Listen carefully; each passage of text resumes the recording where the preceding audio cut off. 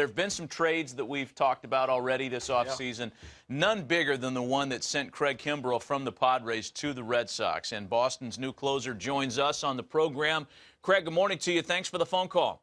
Good morning, guys. Thanks for having me. Hey, congratulations on this deal. And we say congratulations because the Red Sox seem to be aggressively recrafting the way they go about trying to win the AL East. And I'm always curious to talk to guys who were traded. Tell us about where you were when you got the news. Did you have a sense this was coming? Talk about what went down a few days ago. Yeah, I mean, I was actually in the car on my way back, driving back from Atlanta to home. I live up around the Tennessee area. Got a phone call, and I wouldn't say I was extremely surprised, but I am very excited. Anytime you get a chance, especially in the closer's role, you can see what the Red Sox are doing, and they're assured that they're going to try to go out and get players and make this team what it used to be a championship caliber team. So I'm super excited just to have that chance. They're going out to try to get a frontline starter. Who it's going to be, I don't know, but hopefully I can have the chance to save a bunch of games for them this year, and I'm really looking forward to it.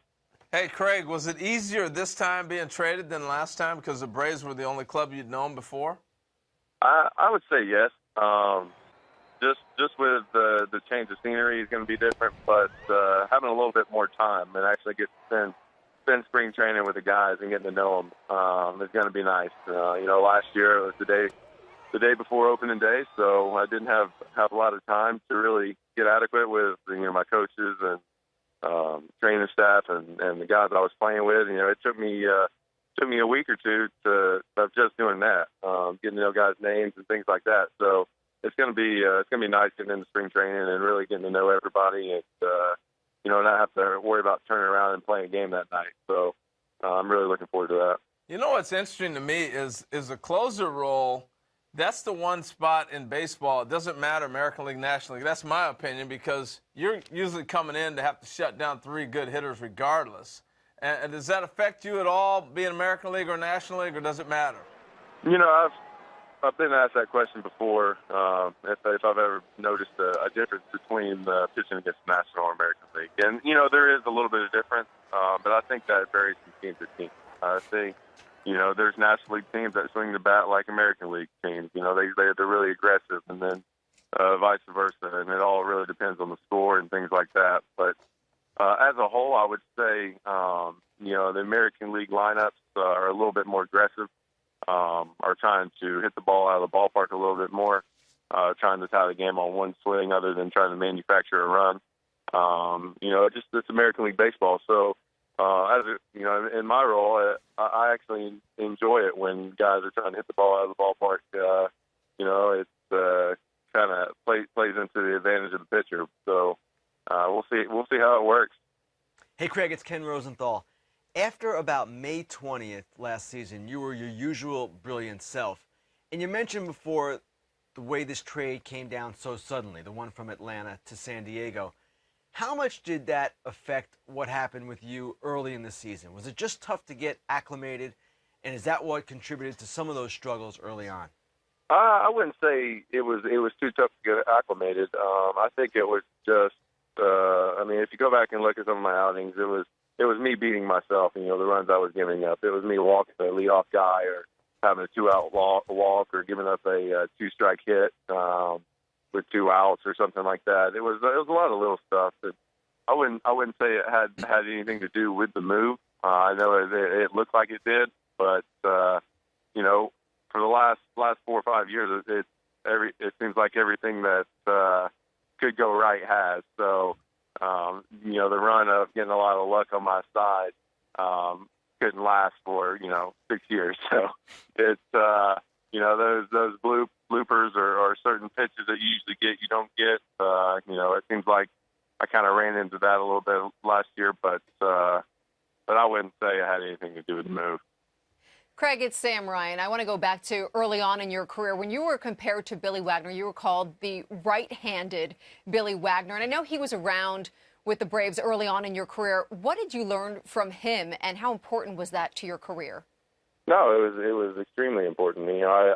I got a chance to be around Hall of Fame caliber pitcher for majority of my first season in the big leagues. I got to watch how he carried himself. I got to watch how he prepared.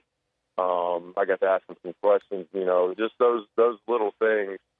You know, he played as long as he did because he was doing something right. So having the chance to sit back and just watch what he did and how he went about his business is very beneficial.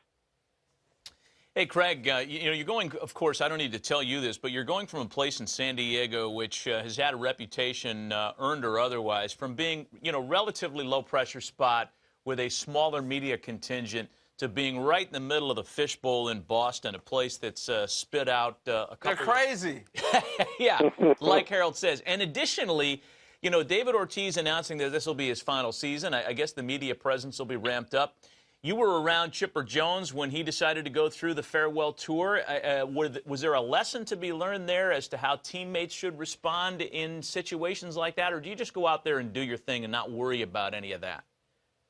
Well, it's definitely something that's cool to be a part of. To watch the fans and other ball clubs show honor to a player who's, you know, played as many years as Chipper did, as many years as David has played.